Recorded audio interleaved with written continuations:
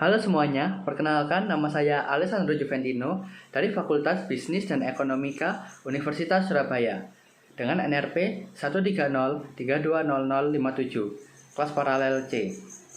Pada kesempatan kali ini, saya akan menjelaskan beberapa hal mengenai vaksinasi untuk COVID-19.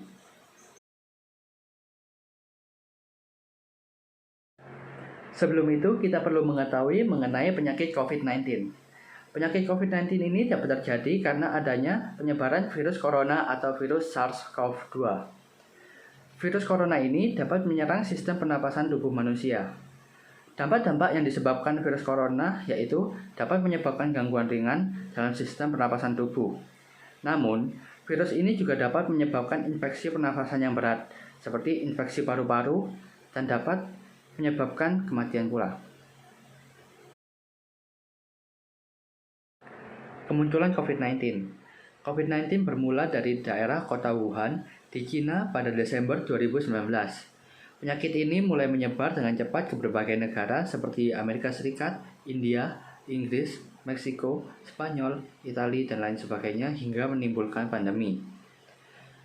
COVID-19 mulai memasuki negara Indonesia pada 2 Maret 2020. Hal ini menimbulkan munculan kasus pertama COVID-19 di Indonesia. Hingga saat ini, total kasus COVID-19 di Indonesia pada 18 April 2021 tercatat sebanyak 1.604.348. Sedangkan total kasus kesembuhan COVID-19 pada 18 April 2021 tercatat sebanyak 1.455.065. Sehingga untuk mengurangi penyebaran COVID-19, pemerintah memberikan solusi dengan cara menerapkan PSBB atau PKKM dan juga menerapkan protokol kesehatan dalam masyarakat seperti menggunakan masker, menggunakan hand sanitizer, menjaga jarak, dan juga menghindari kerumunan. Juga solusi yang akhir-akhir ini dikeluarkan oleh pemerintah yaitu mengikuti vaksinasi COVID-19.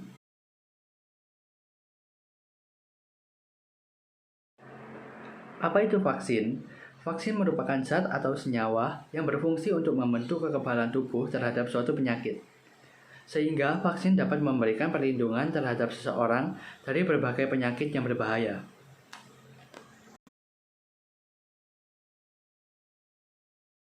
Tujuan dilakukannya vaksin ini yaitu vaksin ini diharapkan dapat mengurangi penyebaran virus COVID-19 dan mengurangi angka kematian serta dapat mencapai herd immunity dalam masyarakat. Herd immunity atau kekebalan kelompok sendiri merupakan kondisi ketika sebagian besar orang dalam suatu kelompok telah memiliki kekebalan terhadap penyakit infeksi tertentu. Semakin banyak orang yang kebal terhadap suatu penyakit, semakin sulit juga bagi penyakit tersebut untuk menyebar karena banyak orang yang sudah kebal terhadap suatu virus. Vaksin-vaksin yang ada di Indonesia. Yang pertama, AstraZeneca yang berasal dari Inggris, yang kedua Sinopharm yang berasal dari Cina, yang ketiga Moderna, keempat Novavax, dan yang kelima Pfizer Inc. and BioNTech. Ketiga vaksin ini berasal dari Amerika Serikat, dan yang keenam ada Sinovac, vaksin yang berasal dari Cina, dan ketujuh, vaksin yang akan dikembangkan oleh PT Bio Farma. Kemudian akan dilakukan 4 tahapan vaksinasi di Indonesia. Tahap pertama dan tahap kedua akan dilakukan pada Januari hingga April 2021. Sedangkan untuk tahap ketiga dan tahap keempat akan dilakukan pada April 2021 hingga Maret 2022. Sasaran vaksinasi COVID-19 tahap pertama merupakan pasukan garda terdepan seperti tenaga kesehatan, asisten tenaga kesehatan, tenaga penunjang, serta mahasiswa yang sedang menjalani pendidikan profesi kedokteran yang bekerja pada fasilitas pelayanan kesehatan. Adapun sasaran vaksinasi COVID-19 tahap kedua yaitu petugas pelayanan publik seperti TNI, Polri, aparat hukum, petugas pelayanan publik lainnya yang meliputi petugas di bandara, pelabuhan, stasiun, terminal, perbankan, perusahaan listrik negara, dan petugas lainnya yang terlibat secara langsung memberikan pelayanan kepada masyarakat. Sasaran vaksinasi COVID-19 tahap kedua ini juga tertuju kepada kelompok usia lanjut yang berusia 60 tahun lebih. Sedangkan tahap ketiga ini menyasar kepada masyarakat yang rentan dari aspek geospasial, sosial, dan ekonomi. Dan tahap keempat, sasarannya adalah masyarakat dan pelaku perekonomian lainnya dengan pendekatan klaster sesuai dengan ketersediaan vaksin. Efek samping apa saja yang kita terima dari menerima vaksinasi COVID-19? Yang pertama yaitu demam, yang kedua kelelahan, yang ketiga pusing, keempat diare, kelima nyeri otot, dan yang keenam rasa sakit di sekitar area suntikan. Tetapi teman-teman tidak perlu khawatir karena hal ini hal yang wajar setelah kita menerima vaksinasi COVID-19. Berikut beberapa mekanisme pendaftaran vaksinasi COVID-19 pilihan pertama.